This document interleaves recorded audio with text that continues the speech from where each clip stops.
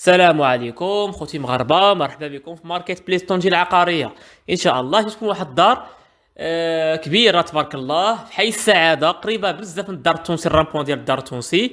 دار تبارك الله فيها كراج صغير وسفلي وثلاثه طبقات، المجموع فيها 4 براطم وكراج.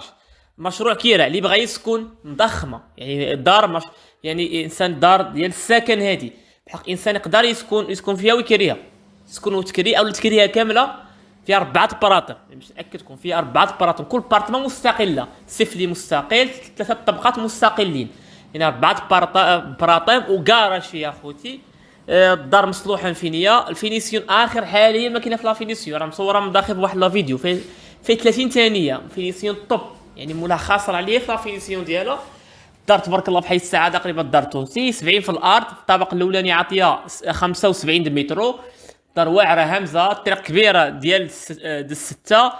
الدار واعره خوتي. الانسان اللي بغى يسكن ويكري مزيانه، بغى يسكن فيها مضخمه، بغى يكريها كامله، كذلك لك حريه الاختيار. دار همزه خوتي، الثمن ديالها 170 د المليون، ثمن 170 د المليون مع المفاهمه، راه الثمن قابل للنقاش. اللي بغاها ها 105 تصلوا بسي محمد الوسيط العقاري ديالنا. هذه كاينه في حي السعاده، قريبه بزاف من الدار التونسي.